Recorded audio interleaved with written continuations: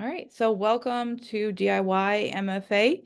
Today's guest, we have Tom Daley, who is going to be talking with us and presenting about poetry and calligraphy. And I know we've been getting really into this topic, and we have people in the group who are interested in it from all different angles. Tom's going to be focusing on some work that he has done, because he is both a poet and an artist and phenomenal at both. Tom, where would you like to start? Okay, well, first of all, let me ask everybody to switch, if you're not already in it, to speaker view, because I'm going to be showing you some calligraphy through the camera, and you're not going to be able to see it if you're in the gallery view. So switch to speaker if you don't mind. Uh, well, I think first of all, I want to thank March for organizing this and for curating both the DIY MFA and also the 365, which is probably one of the most important tools that I have in my writing practice because it makes me write every day, or at least try to, and post something on this private blog, which has some really amazing poets. And I'm very glad to meet Decker, whose work I've been reading for a long time. Jade comes and goes on that. March and I are almost always two people who actually put out 365 poems every year, and it's a point of pride to be with March in that endeavor. Um, okay, so I'm going to start with talking a little bit about calligraphy, and then we're going to show you some things by other calligraphers, and then I think um, I think the best thing to do would be then to show this slideshow I put together of my own calligraphy, and I'm going to talk about the uses of the different things that I do in terms of using calligraphy and poetry. But before, let me just say a couple of things about calligraphy and poetry. So they're both from Greek words. The poetry comes ultimately from poiein, which means to make. So a poet is a maker. So calligraphy is from two Greek words, kali, which means beautiful, and graphos, which means writing. Now, there is no inherent or organic connection between the two, and anybody who tells you that is making things up.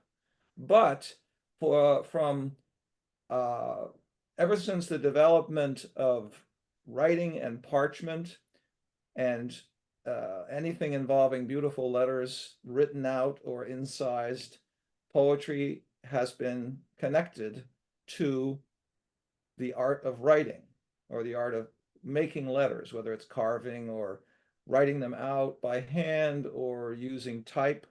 Poetry and those two have been connected.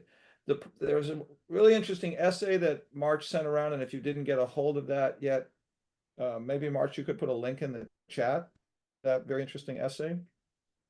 And one of the things that it talks about is actually the fact that really poetry was from time immemorial an oral art. And it was only historically fairly recently that people actually started reading poetry.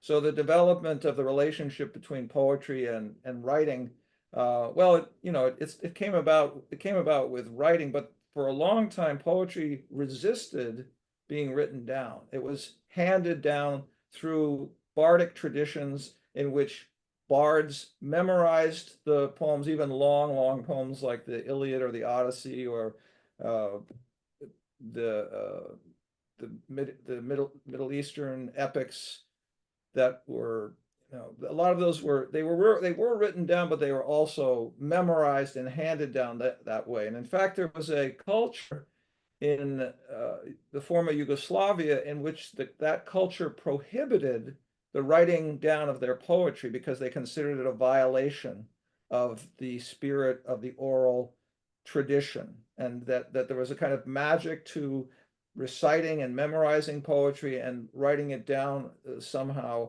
would undermine that.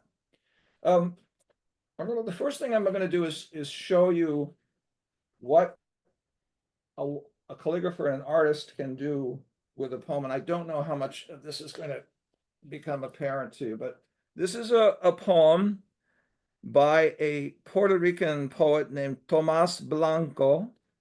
And the calligrapher is a Puerto Rican calligrapher named Lorenzo Omar. And what he's done here is done a black and white drawing or painting and included sort of hand drawn as opposed to, letters that were formed using a nib. These are, I believe, well, he could have used a nib, I guess, but they look like they're hand drawn letters. But it's just a beautiful, I don't know if you can, how well you can see that. It's just a beautiful representation of what you can do with words and graphics. Then another Puerto Rican calligrapher, something much simpler, this text here, just very basic letter forms, using pen manipulation for that. And then this is the work here of a German calligrapher whose name is Friedrich Neugebauer. And he was a very exacting teacher. He would actually have his students do nothing but draw straight lines for a year. All they did was they took their nib and dipped it in ink and pulled it down vertical, horizontal, diagonal, or some variation of that. No letter forms made at all. He just wanted them to understand the importance of the beauty of a straight line. Then, of course, there's Chinese and Japanese and Korean calligraphy, which is all done with a brush for the most part. And I am not going to be talking about that. That actually, I think, would be a whole really interesting. But the tradition in any Chinese society or any society that takes its writing and its poetry as inspiration from the Chinese, as in Japanese and Korean, their poetry is completely intertwined with their calligraphy. You really cannot be a poet, or until very recently, you could not be a poet if you could not also draw a beautiful brush with your brush, beautiful letter forms, characters. So anyway, so they're two very different traditions. So one of the things that I think is interesting is that calligraphy is a manual form, and it's actually still used today in the design of type, but it has actually been pretty widely replaced by type. And the things that, for example, people used to get paid, money to address envelopes by hand, and you still see some of that done, but there is now software that is been designed to look just like the copperplate flourishing or any kind of calligraphy, and they've actually programmed in little mistakes so it looks like it's actual handmade. So to the extent that calligraphy is a kind of going concern, I mean, if you're interested in making a living as a calligrapher, you've got a pretty long road, a long row and tough row to hoe, because there's just not that much money anymore in calligraphy. Not that there ever was. The ways that you can make money as a calligrapher is you can learn it well enough that you teach it. You position yourself to get commissions for things like, commendations, or somebody writes a poem for their daughter for their wedding and they want it written out in by hand. There are still some people who will pay calligraphers to engrave invitations, wedding plate, table place setting, place cards, that kind of thing. But there's not a big money market. If you're interested in calligraphy, you should probably just think of it as something that you want to enjoy doing. Now, calligraphy is not an easy thing to take up. And I don't mean to discourage you in any way, but it requires long, hard practice. I have been practicing calligraphy seriously since 1979. And my calligraphy is okay, but I'll tell you a story. I've been studying calligraphy for about 2 years, really seriously, practicing it at least 2 or 3 hours a day. I went take a class in calligraphy at the school, the Museum of Fine Arts, and I was sitting next to a tough student for whom calligraphy was just an exploratory elective. So she's sitting next to me. The class met once a week. After the second class, she, who'd never picked up a dip pen before in her life, was writing better letter forms than me. So some people have it, some people don't. But I didn't let that discourage me. I love calligraphy so much, I just kept doing it. Now, let me talk about some tools. If you are interested in taking up calligraphy, let me recommend a couple things. Eventually, you're going to need to learn how to use a dip pen, which is this pen here. I don't know how well you can see that, but this is something that's got two plates on it. You dip it in a bottle of ink. It's cut at an angle. I don't know if you can see that. It's cut at an angle there, and it picks up the ink. You have to sort of like knock some of the ink off, and then you hold the pen at a certain angle. You hold the nib at a certain angle. This is a Speedball pen. Speedball makes a C series that's very good, very inexpensive. You can get it at art stores like Dick Blick or Bob Slade or your local stationery. But the tool that I would recommend the most enthusiastically for a beginner is these are called Pilot Parallel pens. And you can get them for $8 at Bob Slade or at Dick, no, sorry, Bob Slade is more like 12. Dick Blick sells them for $10 a piece. And this is how they work. There are about 6 different sizes. This is the largest. It's called the 6mm.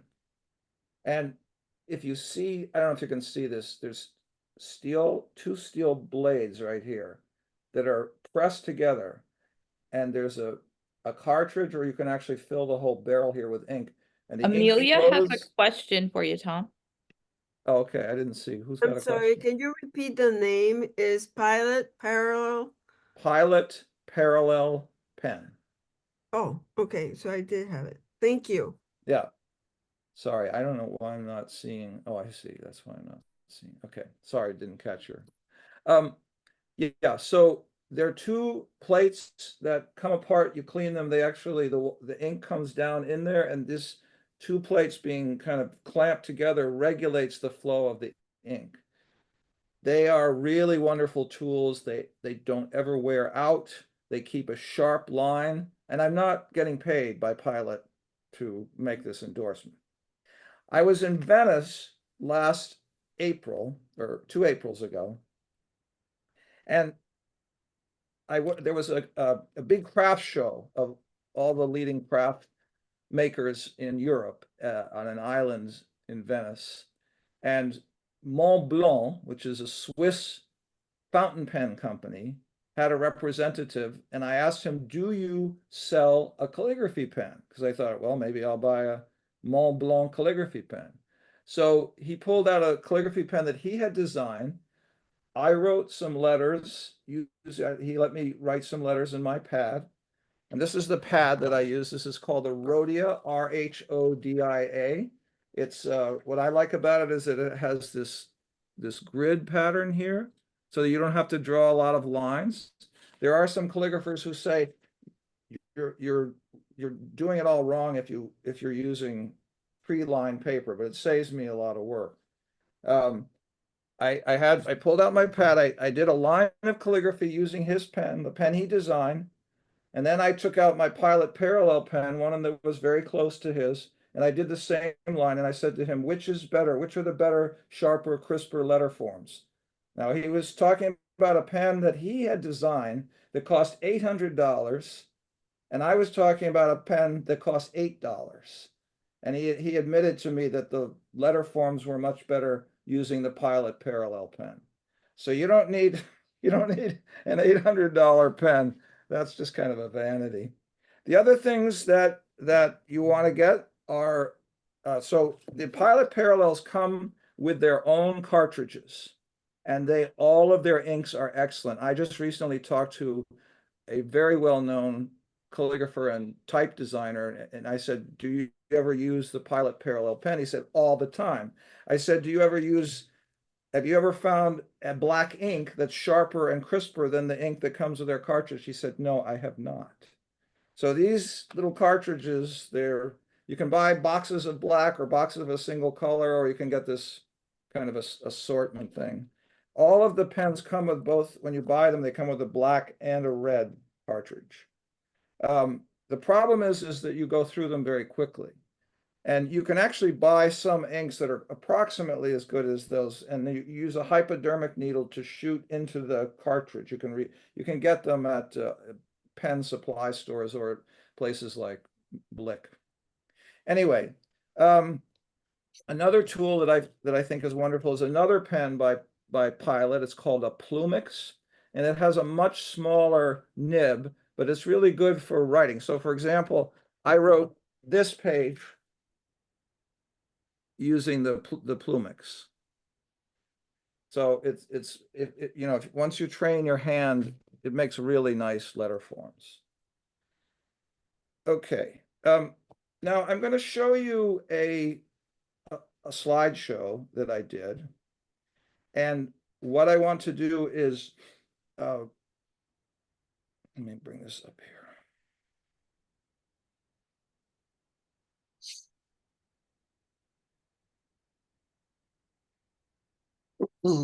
Actually, I'm not going to do the slideshow. I'm just going to do this. I'm just going to do this manually. I'm going to go through this manually. So, I got to share the screen.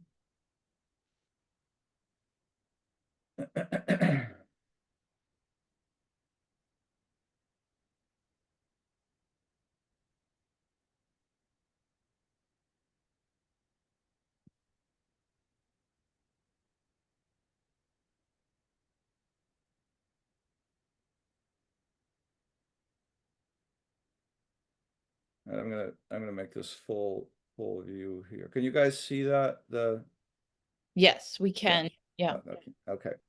All right. So what I'm going to show you is the work that I do, either just as practicing calligraphy at home, or going out and recording things at readings that I hear, or looking at poetry that I really love and just trying to see how I can make it look interesting and potent. So this is a bunch of quotes from a Sylvia Plath poem called Berck Plage. And I did this using a dip pen that is called well, you can actually use the same pen, and it's got two tines that come together and they form a point. And people use these to make manga Japanese comics, but I use this to make what's called copperplate scripts. So this is copperplate, just a few words in several different fonts. The one at the top, Sylvia Plath's name, that's sort of classic copperplate. And then the simple capitals are that's just a single. I'm not really putting much pressure on that to change. But if you look closely at Sylvia Plath, you'll see that some of the lines are thinner than others, and that difference between lines is caused by pressure that you put on the two tines. Further down is a kind of variation on Roman capitals, and that where it says elate pallors. So that's using one tool, dipping the nib. I don't know if you can see while you can see my face while I'm doing this, but this is the copperplate nib. It's made by Nikko, Nikko. This is a G, and these are really good. You don't have to spend a lot of money on these things. They cost like maybe, I don't know, 50 cents a piece, and they last a long time. Okay, so that's the copperplate. And then the next one, Tom, yeah. What do you mean by copperplate? Is that the name of a product, or is that the name of a process, or what are you talking about? Okay, so this kind of writing actually is a kind of backwards than the way type and handwriting usually are in the tandem that they have. Copperplate was something that was developed by engravers, and it was used, what they would do is they would engrave these letters backwards on a drum, and this was all cut in steel, and then they would roll they would roll the design that had been cut into steel. Somebody would draw it out first, but so the letters were very, very precisely drawn. There was no variation at all. They were really carefully drawn. So the letter forms that sort of emerged from that in handwriting, the thing that we kind of see on wedding invitations and engravings, that's called copper plate, because it originally was on a copper, it was etched on copper. So it's kind of the name of a style then. Right. It's a style, generally speaking, that's at an extreme angle. And what I've got here, this is not copper plate. This different than what I just showed you. This is italic, but the standard copper plate is at a much sharper angle. And that lettering Sylvia Plath in the previous thing, was that copper plate? The one Yeah, at the very that's- top of the that- page? Yeah, that's copper plate right there. That's copper plate. And that's copper plate. That's copper plate, not at an angle, but just straight up. This is copper plate that's kind of weirdly flourished here, and that's more copper plate there. But the really good engravers, the really good copper plate artists, they would look at this and they'd go, "Oh, you call that copper plate? Oh, I'm not a really classic calligrapher. Listen, I can't see you guys, so if you have a Michael Igo, go ahead. Yeah, I wanted to ask those different fonts that I used to set type for a newspaper. They had all the railroad Gothic, Ultra Bedonia, and all different kinds of type. Mm-hmm. Now they use it was back in the days when they had linotype, but they don't use that anymore. It's all photostats and stuff. But what do? Do you just copy the type until you get it right? You just copy each font style until you perfect it, and you. Well, okay, so most typefaces are actually drawn. They are not written with a nib. They are not something that you just do, a single line produces all that. I mean, there are things you can do with pen manipulation. You can turn the angle of the pen as you're moving, and you can create some of the same effects of type. But generally speaking, calligraphers use other calligraphers' alphabets as models. They're called templates. So what I'm asking is, when you set a calligraphy pen to paper, do you copy the font and until you perfect it, like how to do it yourself? Or okay, let me just explain. There's a little bit of a difference in terminology. Font is what you were setting when you were setting the linotype. Yeah, whoever had designed the page would give you different fonts at different sizes and different styles. But what these are based on are called hands. They're not fonts. They're hands. They're handwritten alphabets that you would have like. So one thing that a lot of calligraphers do is they go back and they study illuminated manuscripts from the Middle Ages, and they invent new hands based on sort of idiosyncrasies that they see in those old manuscripts. If they can find an alphabet written out, if not, they create their own by copying the letters. But generally speaking, and there are calligraphers who are inspired by fonts and will design hands based on fonts, but that's difficult to do because a lot of it has to be drawn. You can't just do it like with a single stroke. So it's technically speaking, you're drawing letters as opposed to writing them out. Is that clear? yeah, so in order to that's seems like a very painstaking process in order to. It is. Perfect It is. It's why calligraphy is not for impatient people. You have to be very, very patient.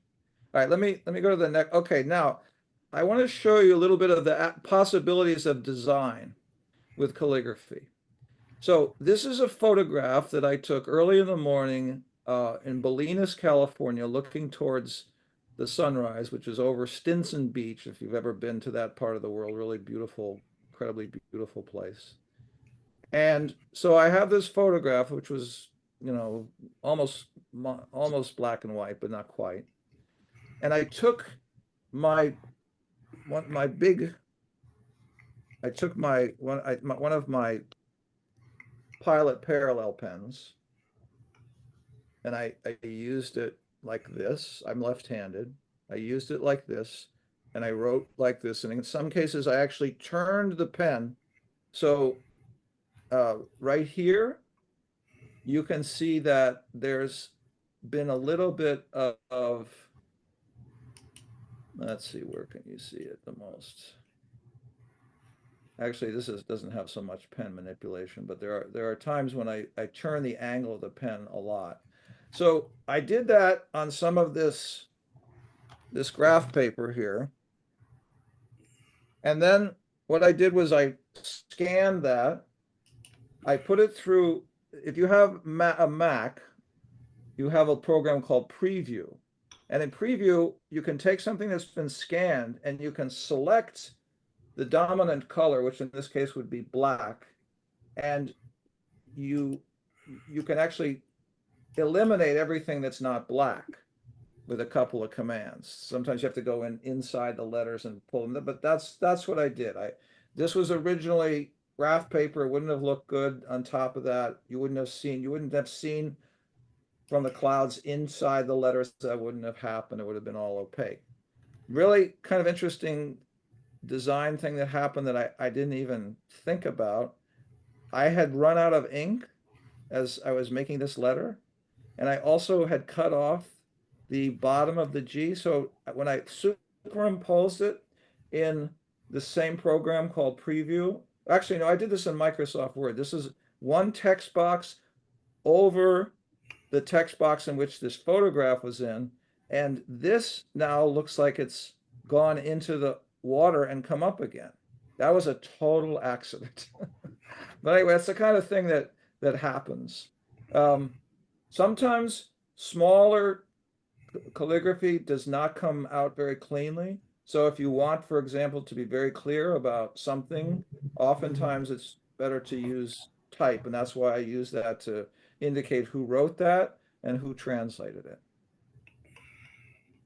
All right, now this is the very simple three lines from Emily Dickinson's poem, There's a Certain Slant of Light Winter Afternoons. And this is just a dip pen. I don't think this is a Pilot parallel. I think this is a dip pen. This is a little funky, but it's just giving you an idea of what happens. This is a quote from Gabriel Garcia Marquez from Love in the Time of Cholera, translated by Edith Grossman. I originally did this in black. I reversed that. That's something you can do in Preview and in Mac.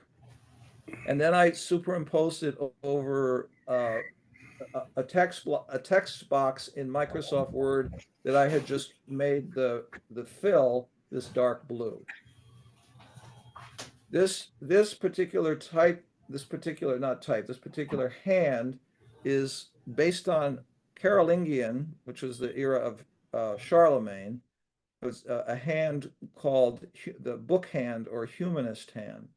And this is somewhat of a variation on that. For example, my ends, the archway here, are somewhat different.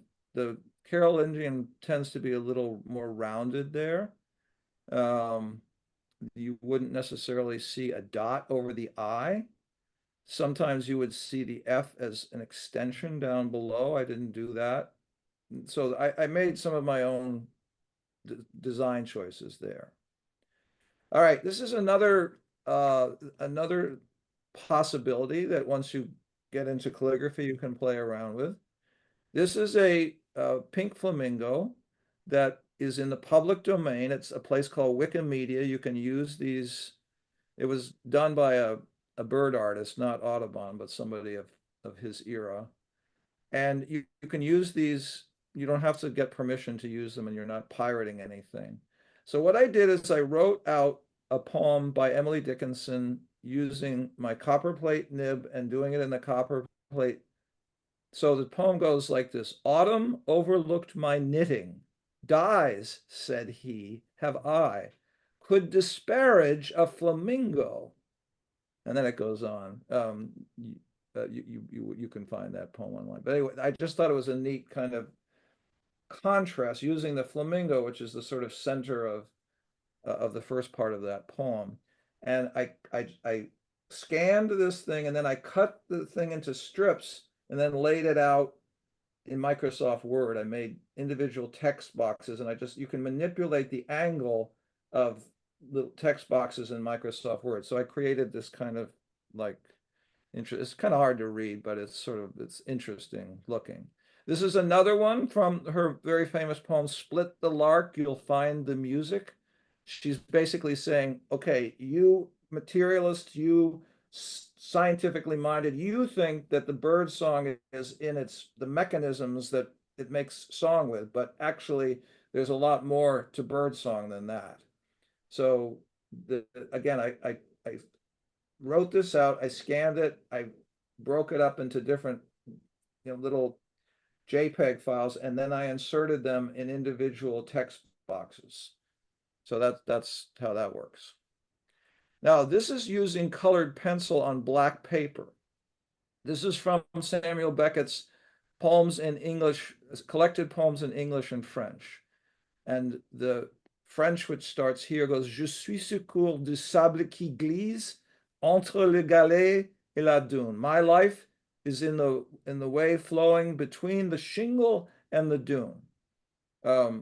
So I scanned this once I did it, and I enhanced the color because colored pencil, generally speaking, doesn't get that vibrant. So I enhanced the intensity of it. I mean, one of the things that you can do with calligraphy is you can use all the tools that you would use with type and all the tools that you would use with any kind of graphic design, and that's what that is there.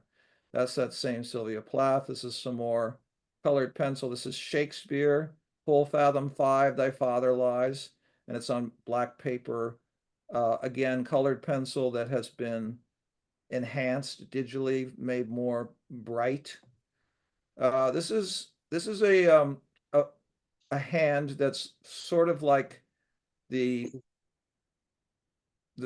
font that you see at the top of the New York Times or the Boston Globe. It's called Gothic or Old English. This is from a poem by someone named Alice Winifred Finnegan. It's called November. This is a very old piece of calligraphy from a wonderful book by the poet A.R. Ammons called Tape for the Turn of the Year. Ammons, between December and mid-January, about 1973, took an old adding machine that had an alphabet to it, or no, he took a typewriter and he took an adding machine roll and he put that in the typewriter and he typed this long poem on this scroll. So all of his lines are very short. I think they're probably not quite as short as this.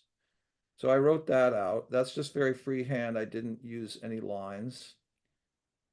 Now, one of the things that I do is I go to concerts, music concerts, and I actually will interpret or free associate with the music as it's coming out. So there was a piece called Cumbia y Congo. This is a band called Mistral, which is a very innovative, they're basically classical music, but they do a lot of really innovative things. So I just thought to myself, this sounds like parakeets on a cakewalk. So what I did is I took wonderful things about these pilot parallel pens is you can actually take pens that have different color inks in them, and you can actually put them together. You put the tips together. My hands are a little shaky, so I can't really show you that, and go like that, and the ink from one flows into the ink from the other, and that's where you get this, where it says parakeets. You see how that goes blue, green, all mixes together. That's what was going on. Sometimes I would dip that. So that's what that is. This is another this is a holiday card that I made. So this is capitals in a kind of italic. Italic just means slightly slanted. It's based on an Italian form. This is a kind of flourished italic. It's got a little bit more like things going up like that. And this is just a commercial stamp that I bought in a rubber stamp store. It's a Irish Celtic design, and this is a poem attributed to a wonderful, wonderful Welsh poet named Dafydd ap Gwilym, who lived between 1325 and 1380. And he was, Dafydd means David, and ap means of, and Gwilym means William. So it's David, son of William.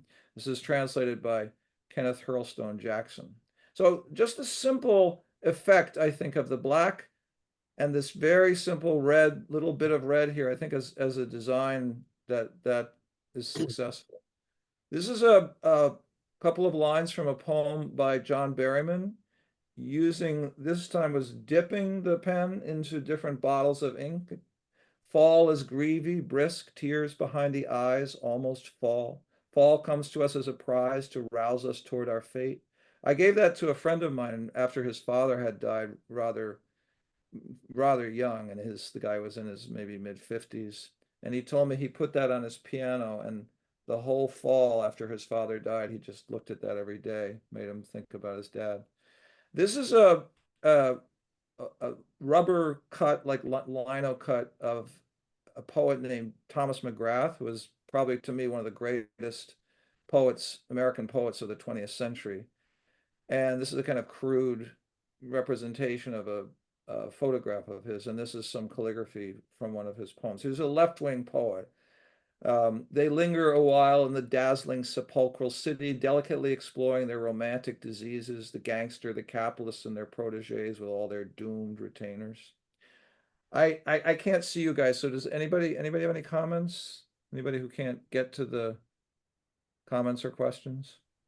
Tom, Yes, when Sue. you go to a concert, are you bringing all your pens and your pads with you into the show and like doing it right there? Yes, and I meet a lot of people that way because they're like, "What the hell were you doing?" But one of the things I do is I scan them, and then I put them on Facebook, and I send a link to the musicians, and they are very happy to have that kind of attention in the concert. I try to sit in the back so I'm not distracting people, but sometimes they just get interested and wonder what I'm doing. Anybody else? Anything you want to ask? Yeah, that cut. It looks like a wood cut, but you said it's rubber. What do you It's a you rubber weld- stamp. Speedball makes this material that's, the block is probably about 9 inches by 12 inches, and it's about maybe 3/8 of an inch thick. And you can carve it. It's much easier to carve than wood. you don't burn it, right? It doesn't Oh, no, melt. no, no. It's just, I'm just gouging what you see that's white there is where I gouged into the material, cut away the material. So when you press this against or you roll paint over it, or you press it against a stamp, it's the only thing that gets the black is what hasn't been cut away. So it's sort of like a reverse image there. This is a kind of variation on that humanist. It's a little bit more modern.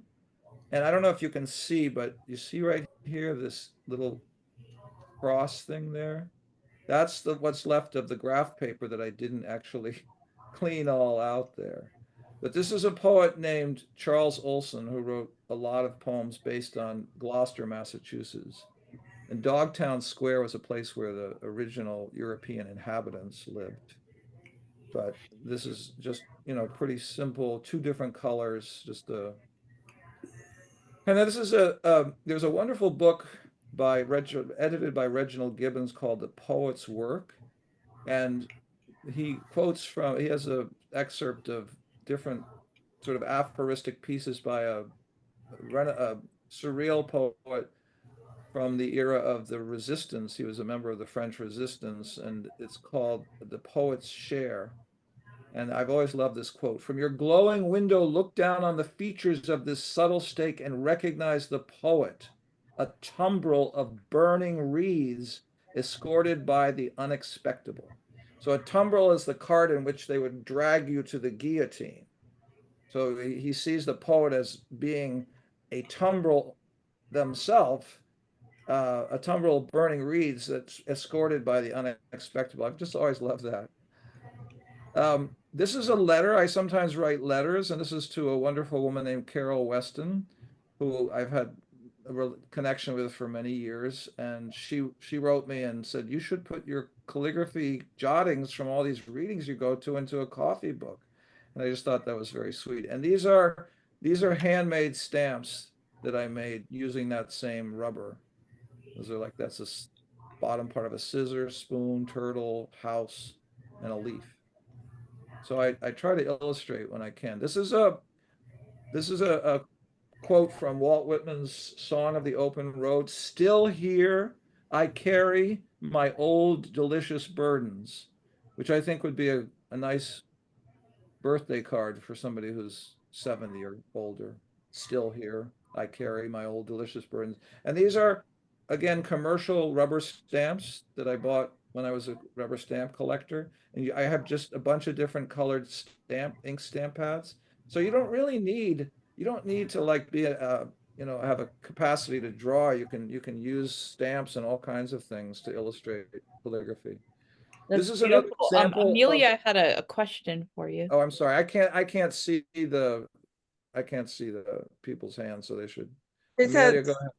it's a technical question. When you do your rubber stamps from the speedball, the pink ones, do you put Yeah. it, do you actually back it up with wood in the back for longevity or not? No, Oh. no. Maybe I should, but no. No. I mean, I'm not sure. Those things aren't really, I don't think you can keep them forever. They're going to dry out and crack. I don't think there's any way around that. I still have one my mother made, a line out of using linoleum of an angel. That's still actually pretty intact. So maybe they're okay. But no, I didn't. Because what I do is I press the paper on them rather than them on the paper. That's for me a better way to get the image more precise. This is a local poet named Paul Nemser who studied with me for many years in a workshop. One of the finest poets I ever have encountered. He died of lung cancer a couple of years ago. The stars are bees thrown farther into night than any creatures thrown before. I just think that's such a marvelous. All right, anybody else got a question?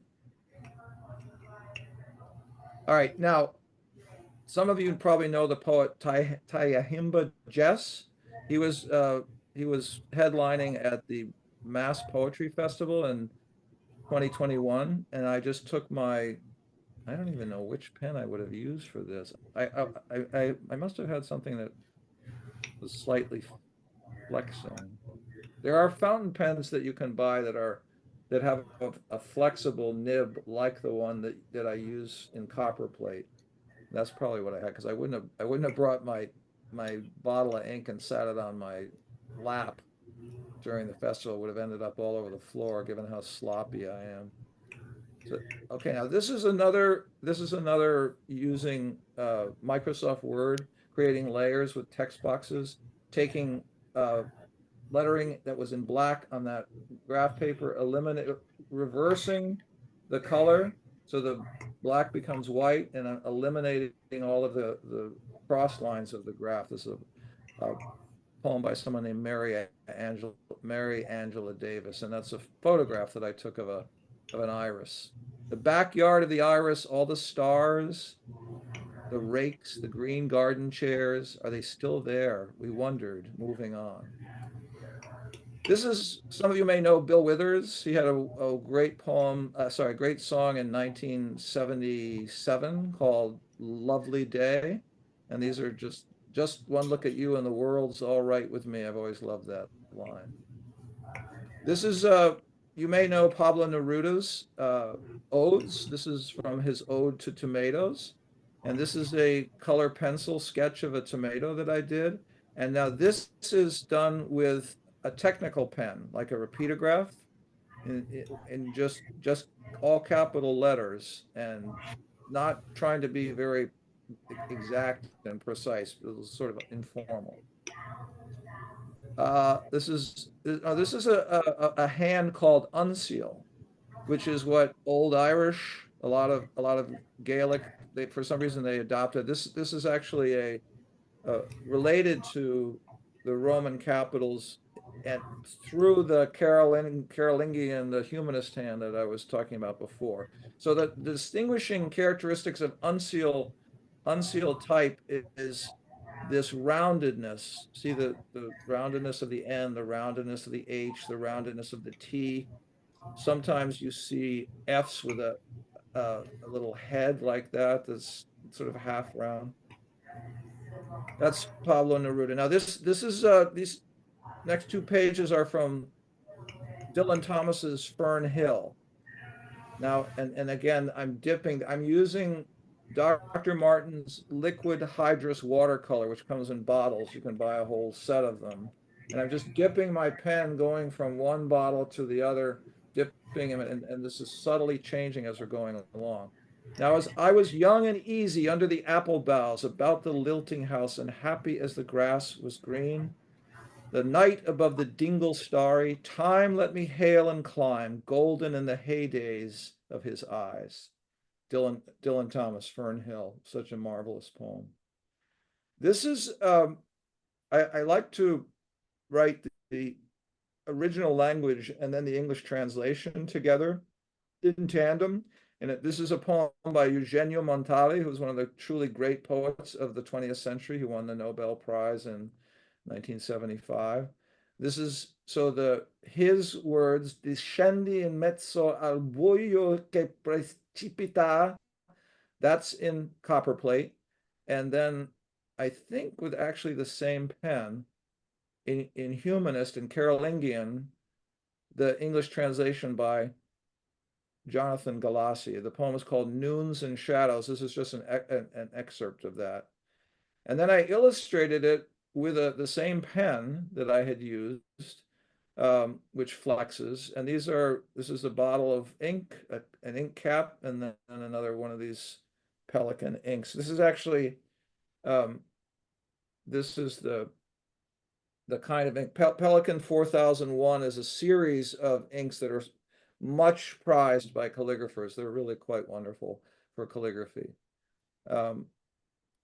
Now, this is some notes from a talk on Emily Dickinson, just again on that graph paper using the copperplate pen. This is from a reading from Anne Waldman, who's a wonderful poet. She did a reading at Harvard either last year or the year before. Terrific reading. And these I'm using this is with the parallel pen, Pilot parallel pen. And you can actually turn the Pilot parallel pen. It's amazing. It's a really amazing tool. You can turn it on its corner. There's a little, you can see the corner there. You can write with the corner and you get this very, like almost no angle at all in that. This is a translation of a Lorca, Federico Garcia Lorca poem by Greg Simon and Stephen H. White, from the Dance of Death, Danza de la Muerte. And I illustrated it using a cork from a wine bottle, just stamping it into different stamp pads. These are some lines from Seamus Heaney. This is in italic, using probably one of those Pilot parallel pens. This is a very old piece of calligraphy that I did with a very thin nib. This is the wonderful ending of Alice Munro's Walker Brothers Cowboy. So my father drives, and my brother watches the road for rabbits, and I feel my father's life flowing back from our car in the last of the afternoon, darkening and turning strange, like a landscape that has an enchantment on it, making it kindly, ordinary, and familiar while you are looking at it, but changing it once. you're changing it once your back is turned into something you will never know, with all kinds of weathers and distances you cannot imagine. That's prose, but it's extraordinarily poetic prose. So I took a large nibbed dip pen and made these abstract figures of a mountain with a stream running through it, some birds here, a capital, initial capital as they would do in illuminated manuscripts, but nothing fancy like that. And then just a little flourish right there. So that's another technique. Now I want to actually stop for a minute and talk about why it is that I do calligraphy, why it is that I use calligraphy with my poetry. I was going through a lot of books here when I was preparing for this class, and one of the things that somebody said is calligraphy discourages verbosity. Now, why would that be? Well, it's because you have to slow down. You have to slow down. And I write almost all my poems, or at least that I've been writing lately, I write them in calligraphy.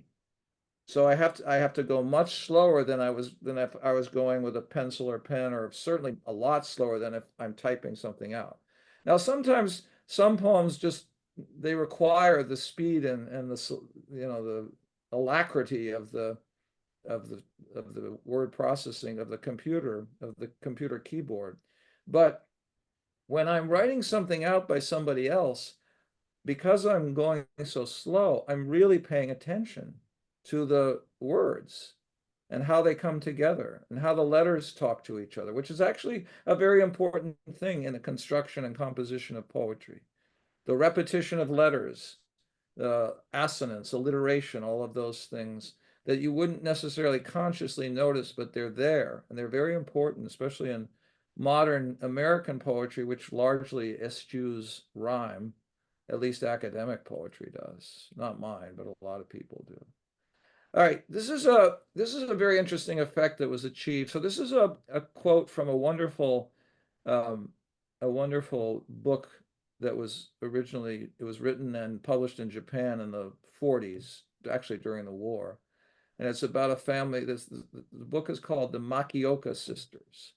And this is one of the few really lyrical moments in that book. It's a fiction novel.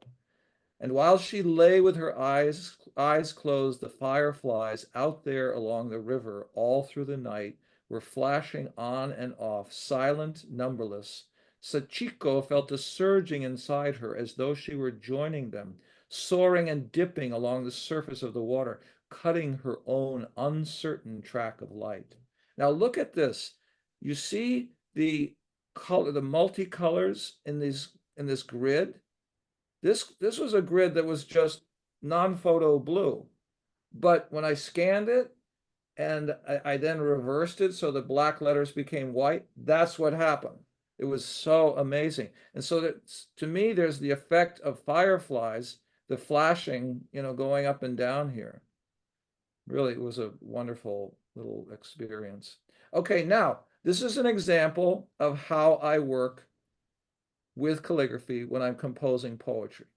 So I went to a friend of mine invited me to go to a concert which was given by his piano teacher. And it was an organ concert. His piano teacher is also a wonderful organist and a composer. So I just sat down with my copperplate pen, dipping it into ink, and I'll just read a little bit of what came out. High, meaning like stoned, on 2.5 micro mgs, and late, I walk without sheepishness into the sanctuary. After the first piece, titled I Am Black but Comely, which is from the Song of Songs in the Old Testament, I lean into Noah, that's my friend whose teacher it was, and suggest that his teacher has the same expert and excited relationship to his instrument, the organ, that some men have to their member. Anyway, that's all. He thought that was outrageous, but my friend thought it was outrageous. But I mean, to me, that's a high compliment. Some musician loves his instrument as much as he loves his genitals. That's high praise. This Did is you make a mistake there, Tom? where? Suggest yes, that right, his right. teacher that, and it looks like you crossed it I out. crossed it out. That's right. One of the things that you can do with calligraphy is you can make little designs out of your mistakes. Instead of just scratching it out, I had all the lines going sort of parallel, but just gently. I didn't try to rub it out. I didn't try to, make it disappear. So it's still part of the, I mean, this is just a draft, right? So it doesn't really, it's, I'm not gonna, I never thought I would ever show this to anybody, but when March asked me, I just, that was something to do.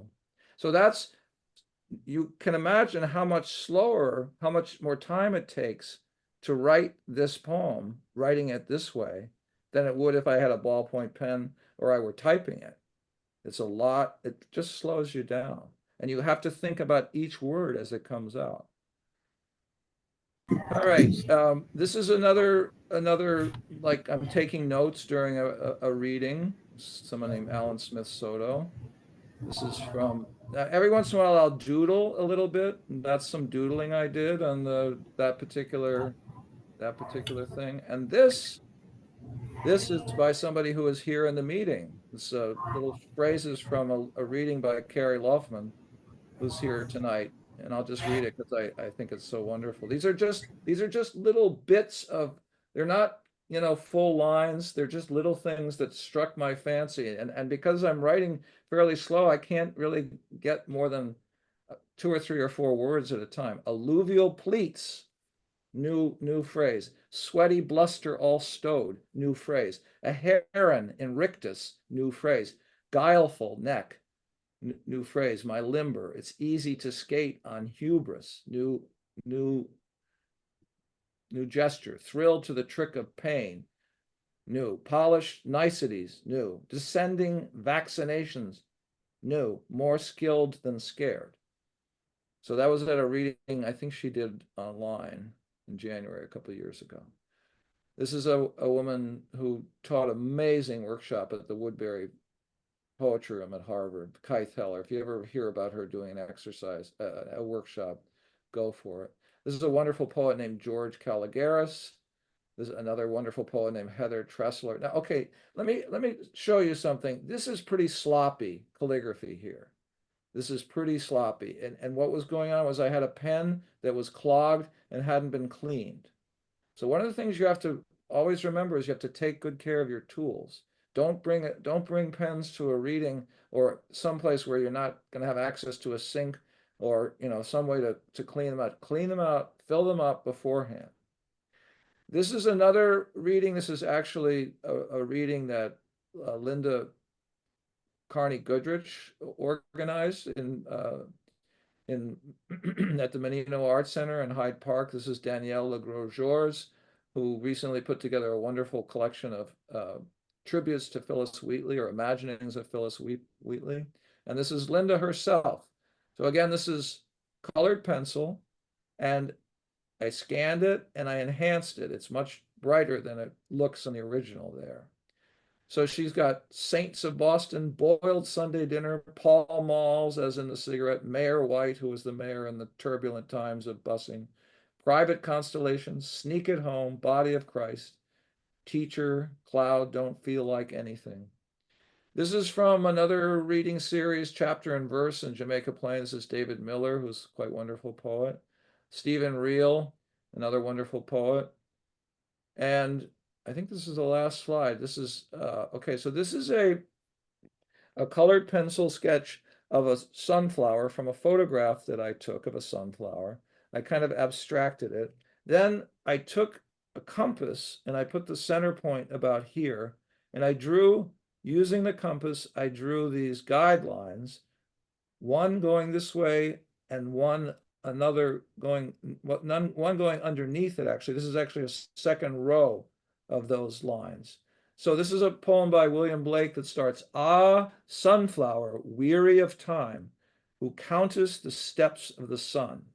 And then the last 2 lines are, "Seeking after that sweet golden climb where the traveler's race is run. Anyway, there we are. That's the end.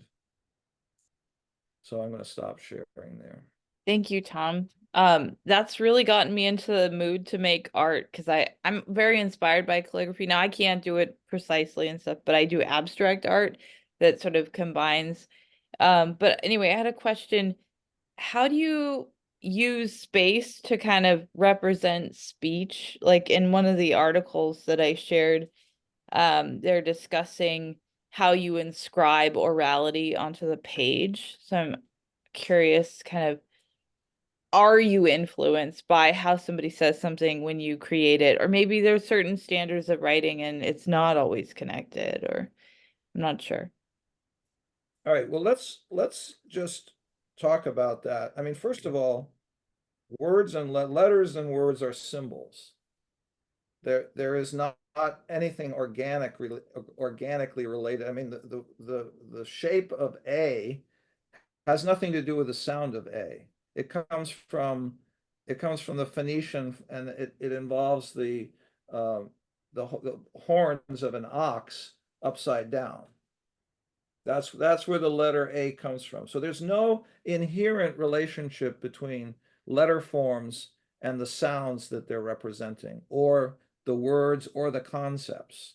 So for me, I don't see a kind of organic connection, and I don't really pay attention. I mean, there are, you know, for example, concrete poems that make images out of, like, they write a poem and they fit the words within the outline of a poem about a rhinoceros. The words are inside and create the, you know, the way the words have been put down. There's a little bit of a representational thing going on there, but it's not arising organically from the shapes of the shapes of the letters do not correspond to the sounds. They become that in our heads because we're so used to associating them that way. But just think of all the different, like, tones in Chinese. They don't even really get a very clear and specific graphic representation. I mean, I think some of them have little diacritical marks or some kind of, like, inflection in the character, but a lot of it is from the context. So that's an interesting question, but I don't. What happens for me is more like, if I'm designing something, and I'm not just sort of spontaneously, what's the impact of that graphic space that I'm creating with my letter forms and my, you know, the way I'm arranging them? What's that going to look like? How's that going to impact the experience of the reader?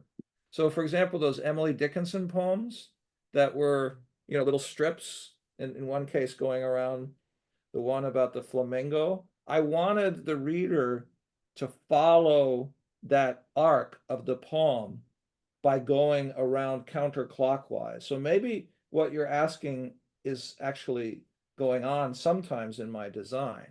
I wanted people to think about an Emily Dickinson poem as a circle, as opposed to a, you know, top to bottom stacking of you know, of horizontal lines. And I wanted to do it because that poem talks about there are circles and cycles that are being discussed there. I don't know if that answered your question at all, but Yeah, definitely addresses it. I had a question, like, when you use like a heavier stock paper, and do you have to take steps to preserve it? The calligraphy, is it like preserving parchment, or? well, there are, I mean, I always use archival paper. I never use paper that isn't acid free. So that's one thing I do. The inks that I use, generally speaking, are not acid free. So over time, they're probably gonna, if I was gonna do a commission piece for somebody, I would use ink like Sumi ink, which is very thick, very black, and archival and will not fade over time. But most inks, like these inks that are in this pen, they're not going to last forever, even if, you know, even if you use acid-free paper. they're just over time, especially if they're not light fast. They're not, they're not going to last if there's any kind of bright direct light on the artwork. There are all kinds of papers that you can use for presentation. A lot of them to me are much harder to use than this graph paper that I use. So if I'm going to do something, design something and then use it digitally, post it on the internet or something, I generally speaking, unless I want a kind of rough or an unusual kind of effect on the paper, I generally use these machine-made very smooth papers. But there are wonderful effects that can be achieved with handmade papers, with watercolor papers. A few of the things that were in that list were with watercolor papers. But I generally I don't do work for other people to sell them a one of a kind thing. I mostly am just interested in kind of representing the things I run into at readings, and I actually do the same thing at memorials. I'm a I'm a I was raised a Catholic, but I can hardly stand to go inside a Catholic church for various reasons. And so what I do is I sit in the back with my pens and my pad, and I just record things from the sermon and from the hymns, little words from the hymns or something from a eulogy, and I send it to the relatives of the deceased, and sometimes they're like, what was that all about?" And some of them really appreciate it. So anyway,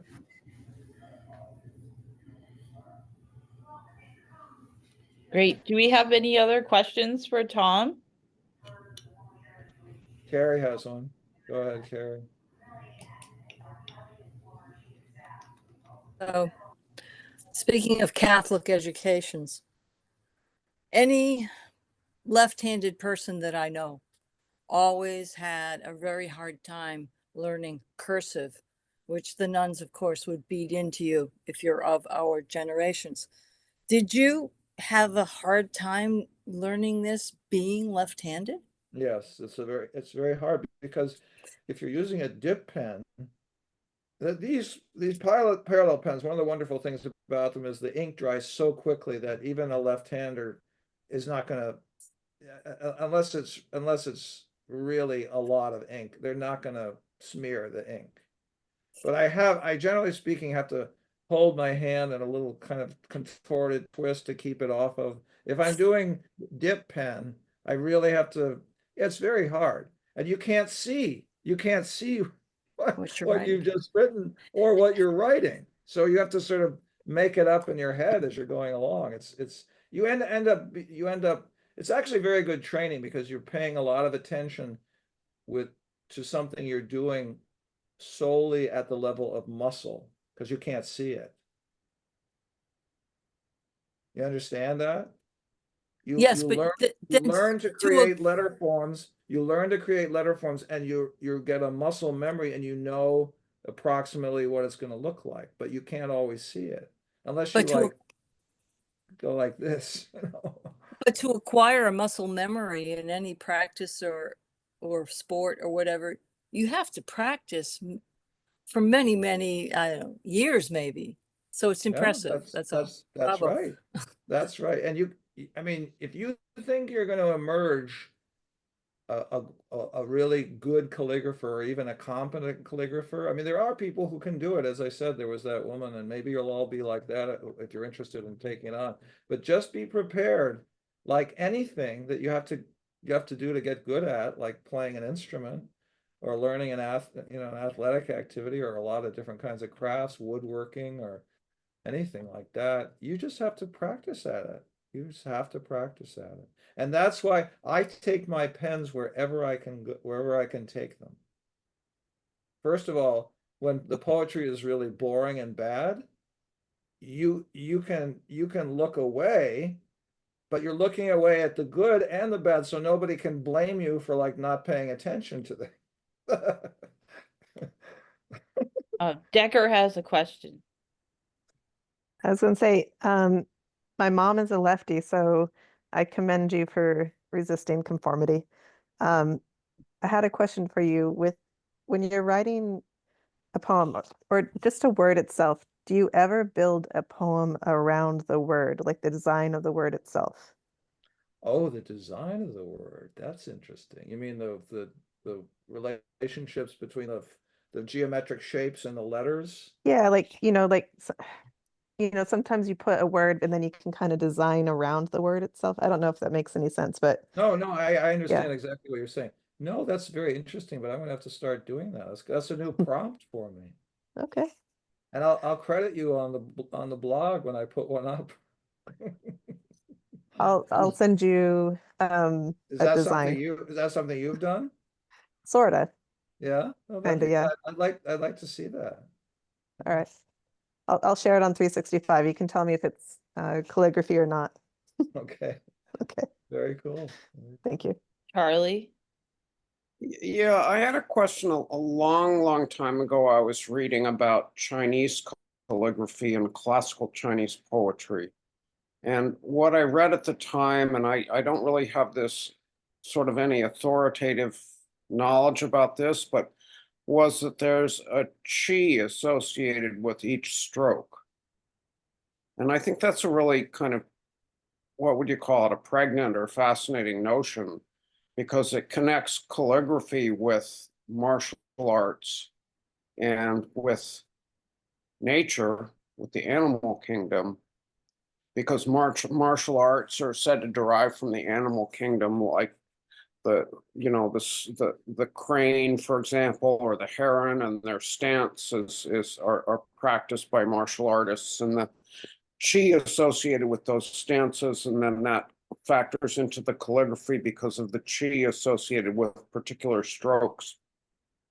And I was just curious if you know anything about this.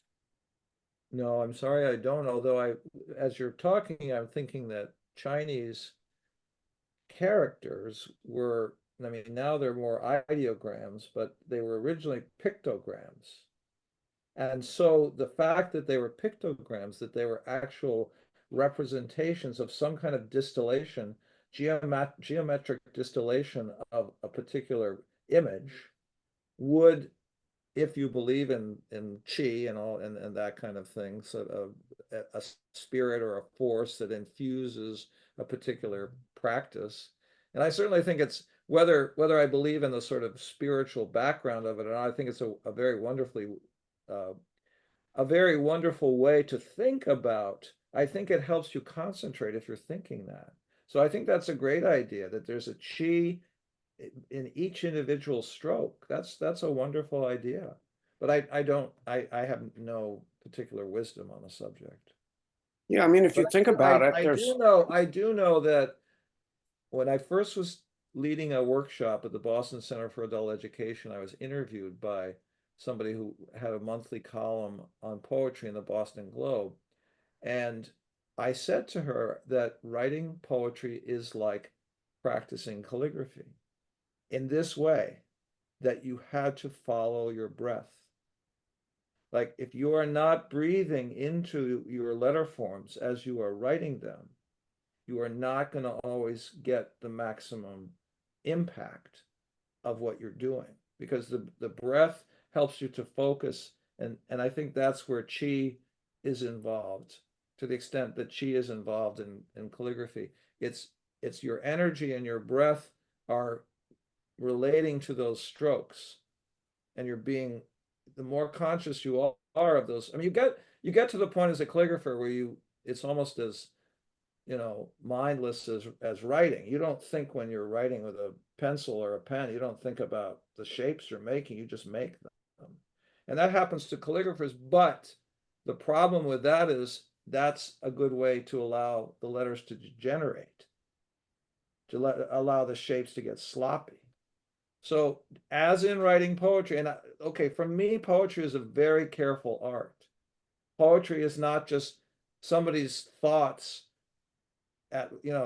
in prose broken into lines. Poetry is an attempt to move beyond just the standard way that we talk and think about creating a layer or a level in the words and in the way the words are being organized, that creates a reality that's just as significant as the content of the words of the poetry. So that you have a tandem going on, which is that somebody's learning about your view of the world through the words themselves, but somebody is also learning about the way you imagine space because of and time and voice and sound. They are getting a sense of that through the choices that you make musically and the choices that you make in terms of the words you're using. Words that, for example, have multiple meanings and that can actually be read and interpreted through their multiplicity, which enormously changes the impact of a given poem.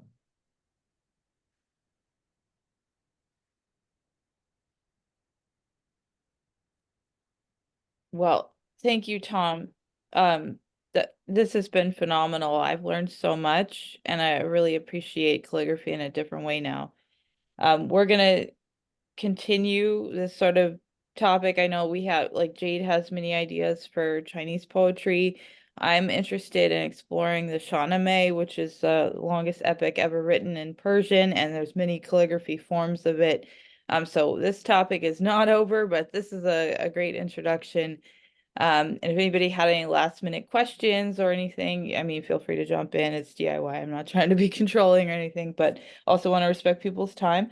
And remember, we're gonna come back on November 17th for a writer's workshop. So we hope y'all will join us. So any closing? March, could we do that Wilbur thing, which takes about 3 minutes? Yes, that would be that's close? a great way to kind of, yeah, let's definitely share that as well. I think some people have to head out, but if you are able to stay, we're gonna play a video that's really just a wonderful example of combining calligraphy and poetry into a video. Okay, I'm gonna do a screen share. So just to note, this is a poem I wrote out in calligraphy using rubber stamps and scraps of rubber stamps that I had made. And it's got music from a woman who studied with me. It's a flute and piano duet that accompanies. I'm reading this poem by Richard Wilbur, which is actually in terza rima, which is how Dante wrote.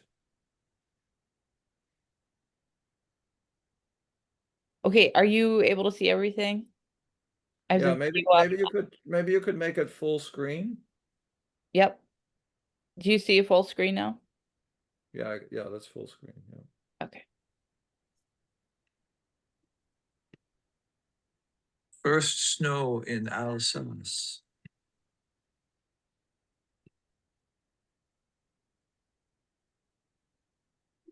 The snow came down last night like moths burned on the moon. Oh, hold on, Fell March. till dawn. March, hold on. Yeah, we can start it over if you Yeah, the like. music is not coming through.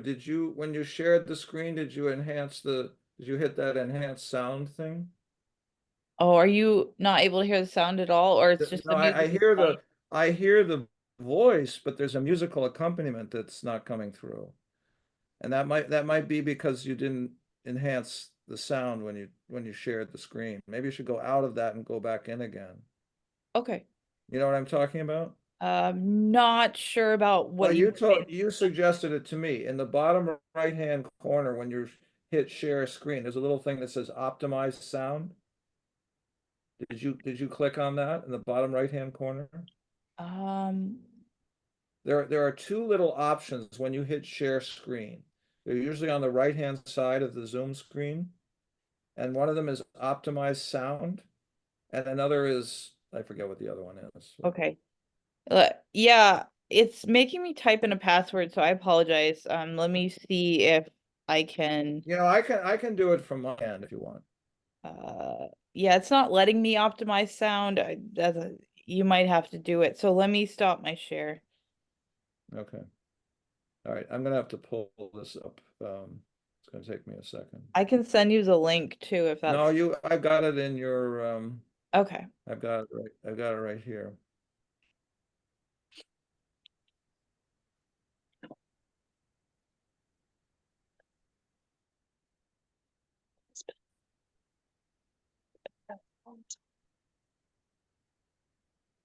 He's 20 years.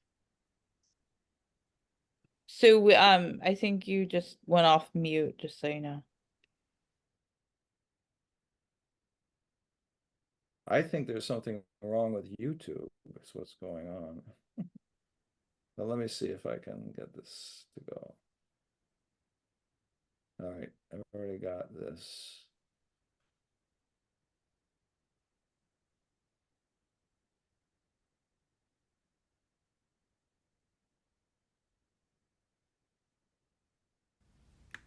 First snow in Alsace.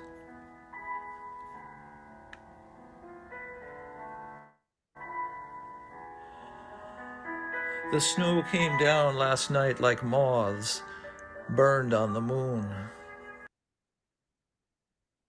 It fell till dawn, covered the town with simple cloths. Absolute snow lies rumpled on, what shellburst scattered and deranged, entangled railings, creviced lawn. As if it did not know they'd changed, snow smoothly clasps the roofs of homes, fear-gutted, trustless, and estranged. The ration stacks are milky domes.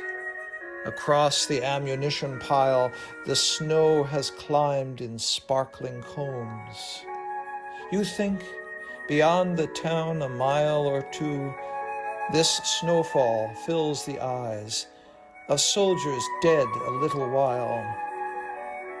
Persons and persons in disguise, walking the new air white and fine, trade glances quick with shared surprise. At children's windows heaped benign, as always, winter shines the most, and frost makes marvelous designs. The night guard, coming from his post, 10 first snows back in thought, walks slow, and warms him with a boyish boast. He was the first to see the snow.